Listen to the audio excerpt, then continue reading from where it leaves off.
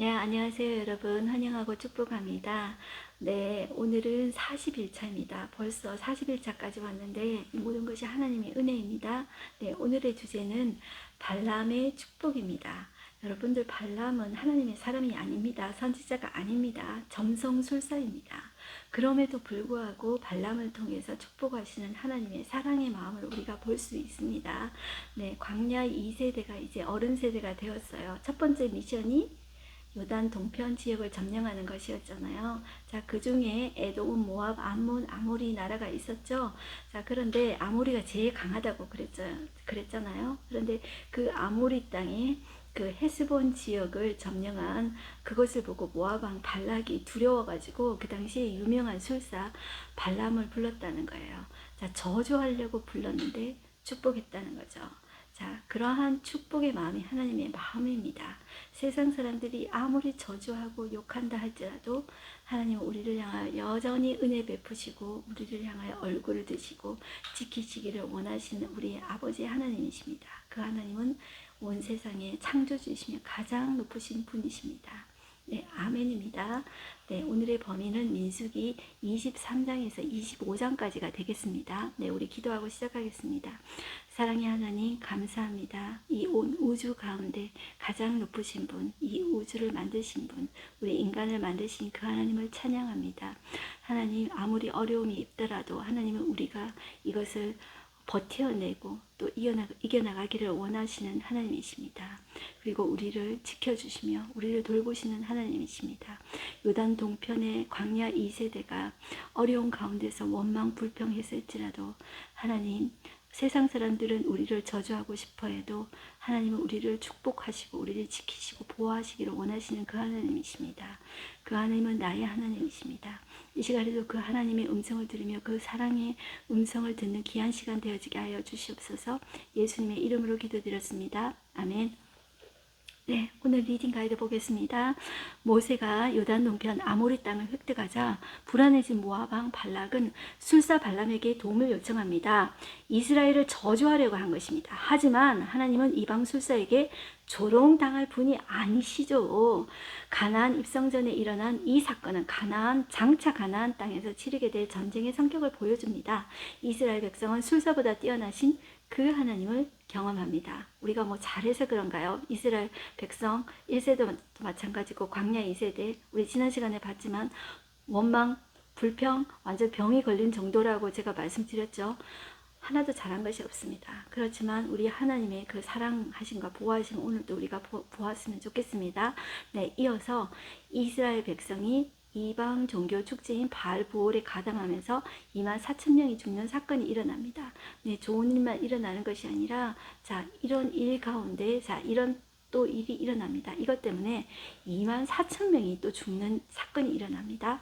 가나안에 들어가기도 전에 그들의 종교에 넘어간 백성들을 보고 계시는 그 하나님의 심정은 얼마나 아프실까요? 자, 과연 가나안 정복은 가능한 것일까요? 자, 우리 그런 질문을 가지고 가보겠는데요. 자, 우리 가이드맵을 보시면 우리 지난 시간하고 똑같습니다.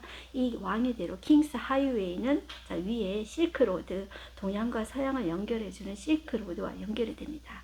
자, 밑에 나라부터 다시 우리 반복해 보시면 자, 왼편에 애국과 자, 똑같은 위치에 에돔, 모압, 그 쪼꼬미의 옆에 같은 롯의 자손 암몬, 그리고 제일 센 아모리가 있습니다. 네, 이렇게 해놓고 우리 본문으로 한번 들어가 보겠습니다. 그 발람에 자, 계속 이제 저주하려고 하는데 3번씩이나 축복하는 사건이 지난 시간에 이어서 계속 나옵니다. 23장에 보시면 발람이 나오죠. 발람은 하나님의 선지자가 아니라 술사입니다. 이 사람의 신통력이 그 주변 나라에 다 소문이 났기 때문에 그 두려운 모압 왕이 부른 거예요. 이제 은금을 주겠다. 내가 너에게 정말 높은 고위 간직자들을 보내가지고 내가 너한테 잘해주겠다. 이렇게 이제 그 좋은 대우를 해줄 테니까 네가 이스라엘 백성 저주해달라. 너의 신통력을 믿는다. 이거죠. 그런데 누가 가장 위에 계신 분이십니까? 하나님이시지 않습니까? 1절 보시면 발람이 발락에게 이름이 비슷하기 때문에 여러분들 좀 헷갈리실 것 같아요. 발람은 술사고요. 발락은 모압 왕입니다. 두려워서 불렀다 그랬죠. 자, 이르되 나를 위하여 여기 제단 7을 쌓고 거기 수송아지 7마리와 수장 7마리를 준비하소서, 이렇게 이야기를 하죠. 자, 그래서 제단을 만듭니다. 3절 발람이 발락에게 이르되 당신의 번제물 곁에 서소서. 나는 저리로 가리이다. 여호와께서 혹시 오셔서 나를 만나시리니 그가 내게 지시하는 것은 다 당신에게 알리리이다 하고, 자, 4절에 자, 하나님 발람에게 임하시는 거예요. 자, 하나님 참 이상하지 않습니까? 자, 이 사람, 이 발람 나쁜 사람이잖아요. 그런데 왜 임하시는 겁니까? 그런데 참 이 사람을 통해서도, 이 악한 사람을 통해서도 하나님은 이런 사람도 사용하시는 거죠. 하나님은 바로도 사용하지 않았습니까? 하나님은 발람도 사용하십니다. 그 하나님이 정말 놀라운 하나님이시죠. 자, 7절 보시면 발람이 예언을 전하여 말하되 발락이 나를 아람에서 모압 왕이 동쪽 산에서 데려다가 이르기를 와서 나를 위하여 야곱을 저주하라, 와서 이스라엘을 꾸짖으라 하도다. 하나님이 저주하지 않으신 자를 내가 어찌 저주하며 여호와께서 꾸짖지 않으신 자를 내가 어찌 꾸짖으랴. 아, 너무 있잖아요. 발람을 통해서 그러니까 하나님이 하시는 말씀이 멋지지 않습니까? 11절 보겠습니다. 발락이 발람에게 이르되 그대가 어찌 내게 이같이 행하느냐, 나의 원수를 저주하라고 그대를 데려왔거늘 그대가 오히려 축복하였도다. 발람이 대답하여 이르되 여호와께서 내 입에 주신 말씀을 내가 어찌 말하지 아니할 수 있으리까? 왜냐하면 그 하나님 가장 높으신 분이잖아요. 우리 요한계시록에 보면 주님께서 재림하시는 날에 모든 혀와 모든 입이, 혀가 있잖아, 모든 혀와 모든 무릎이 그의 앞에 무릎을 꿇을 것이에요. 거짓말 할 수가 없습니다. 왜냐하면 그 하나님 가장 높으신 분이시기 때문에 거짓말 하려고 해도 할 수가 없는 존재입니다. 하나님은.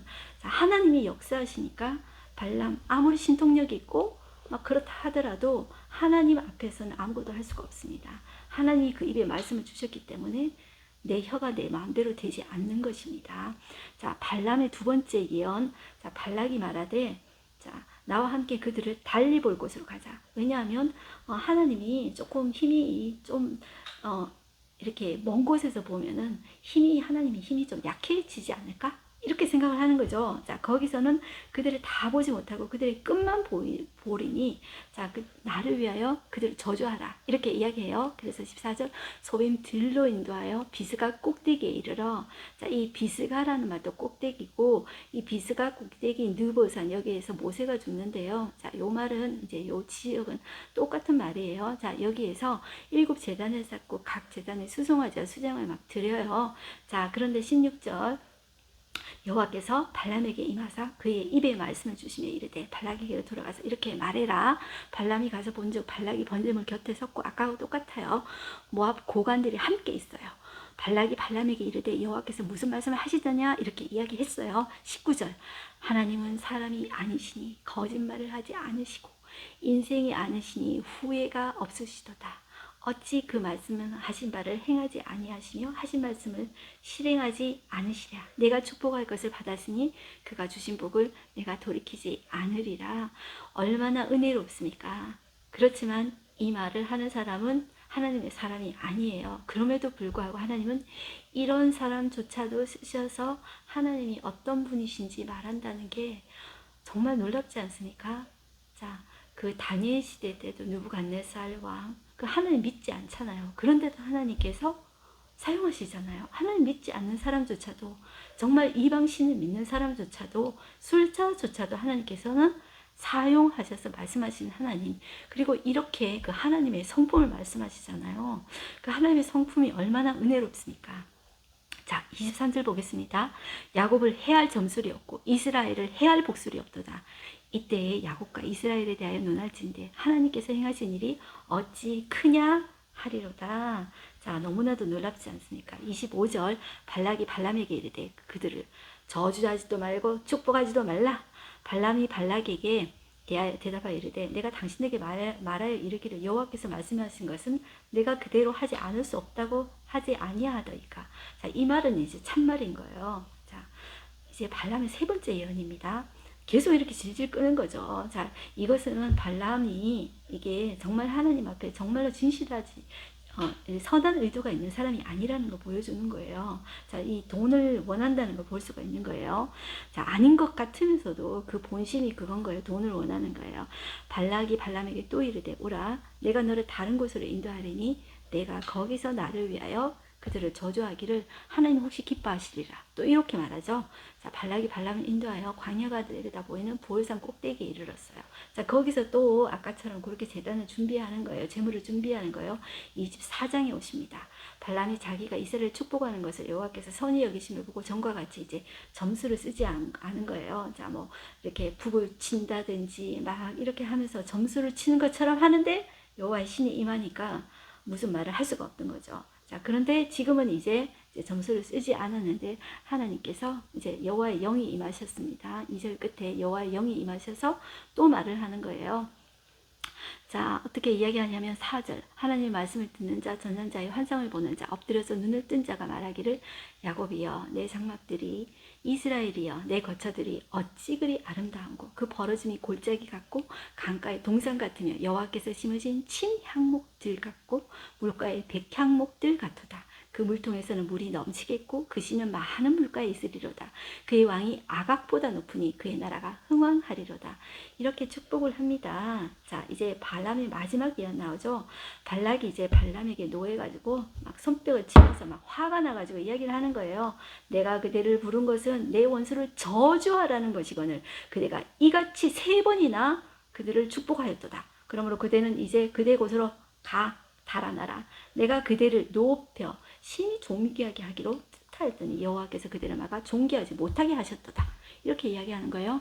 자, 그래서 그런데 13절에 이렇게 이야기해요. 자, 가령 발락이 그 집에 가득한 은금을 내게 줄지라도 나는 여호와의 말씀을 어기고 선악간에 내 마음대로 행하지 못하고 여호와께서 말씀하신 대로 말하리라 하지 아니하였나이까. 발람은 이제 이렇게 이야기해요. 자, 그런데 이 발람의 그 예언에 클라이막스가 있습니다. 절정이 있습니다. 이 절정이 뭐냐 하면 바로 메시아 예언입니다.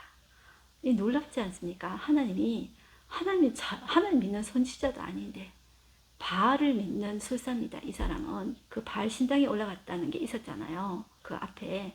자, 발람이 한 메시아 예언을 여러분들 한번 보시겠습니까? 17절 중간에 보시면 밑줄이 그어져 있습니다. 한 별이 야곱에게서 나오며 한 규가 이스라엘에게서 일어나서 모압을 이쪽에서 저쪽까지 쳐서 무찌르고 또 셋의 자식들을 다 멸하리로다. 자, 이것이 메시아 예언입니다. 하나님은 이런 분이십니다. 정말로 놀라우신 분입니다. 우리는 하나님 믿지 않는 자는 하나님이 관여하시지 못한다 이런 생각을 할 수도 있지 않습니까? 그렇지 않습니다. 하나님은 모든 왕 중에 왕이시며 모든 권세를 가지고 계신 분이십니다. 그래서 그 어떤 존재도 하나님께서 쓰실 수 있는 분이십니다. 지난 시간에 나기도 말하게 하지 않았습니까? 자, 그러니까 25절 발람이 일어나 자기 곳으로 돌아가고 발락도 자기 길로 갔더라. 자, 여기까지 하면 발람이 포기한 줄 아시죠? 자, 근데 포기하지 않습니다. 발람이 발락에 깨를 넣어줍니다. 어떤 깨를 넣어주냐면 그 다음에 나오는 25장에서 나오는 깨입니다. 어떤 아이디어냐면 부올에서 생긴 일 하면서 나오는데요. 자, 미인계를 씁니다. 여자들을 씁니다. 자, 이스라엘 사람들은 40년 동안 광야 생활을 하지 않았습니까? 그 여자들이 광야 생활을 하는 가운데 뭐 얼마나 꾸몄겠습니까? 그런데 이제 광야 생활을 이렇게 계속 방황하면서 도는 생활이잖아요. 자, 그런데 자, 이 마지막 가나안 땅 들어가기 전에 마지막 정착 있었던 곳이 시딤입니다. 여기에서 모압 여자들과 미디안의 5 종족들이 이제 아이디어를 발람에게서 받았습니다. 받아서 여자들이 정말로 예쁘게 꾸밉니다. 그래서 이스라엘 남자를 꼬시는데 이스라엘 남자들이 엄청 많이 넘어갑니다. 여러분들 오늘도 생각해 보십시오. 정말 시골에서 살던 사람이 정말 예쁜 여자를 한 번도 못 봤어요. 근데 도시에 와서 정말 예쁘게 지장하고 샤랄랄라한 옷 입고 귀걸이 목걸이 다 한 예쁜 여자들 봤어요. 향수 뿌린 여자들 봤어요. 그러니까 이 남자들이 다 넘어가는 거예요. 자, 지금 그런 상황이다 생각하셔야 돼요. 이 아이디어를 누가 넣어줬다? 발람이 넣어줬다. 예, 오늘 본문에서 나오지 않지만 뒤에 이것을 발람이 넣어줬다고 나오게 됩니다. 25장 한번 볼게요. 이스라엘이 시딤에 머물러 있더니 그 백성이 모압 여자들과 음행하기를 시작하니라. 네, 이게 바로 가나안 땅 앞으로 들어가서 살 가나안 땅이 바로 이런 모습이에요. 이런 모습인데, 자, 이것을 요단 동편에서 하나님께서 보게 하시는 거예요. 자, 이들의 반응이 어떨까요? 그 여자들이 자기 신들에게 제사할 때 그 이스라엘 백성을 청하며 백성이 먹고 마시고, 자, 그들의 신들에게 절함으로 이스라엘의 바알 부올에 가담한지라 여호와께서 이스라엘에게 진노하시니라. 여러분들, 바알이라는 말이, 바알 부올이라는 말이 바알 신을 섬기는 어떤 페스티벌 같은 이제 행사입니다. 여러분들, 그들의 종교, 바알과 아세라 종교의 클라이막스는 그 신전에서 그 여자 사제들과 관계를 가지는 것입니다. 성관계를 가짐으로써 신과의 합의를 하는 거죠. 자, 그것을 통해서 우리가 잘 먹고 잘 살게 된다. 자, 그게 종교 행위입니다, 여러분들. 그러니까 자기들이 이제 좋게 자기들이 눈에 현혹돼 가지고 하는데 그것이 우리를 잘 먹고 잘 살게 해준다니까 얼마나 매력적이고 사람들이 빠지기 쉬운 종교행위입니까? 그래서 이스라엘이 거기에 확 빠져버리는 거예요.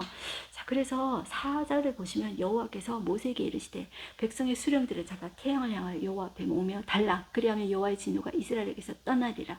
모세가 이스라엘 재판관들에게 이르되 너희는 각각 바알 부올에 가담한 사람들을 죽이라 하니라.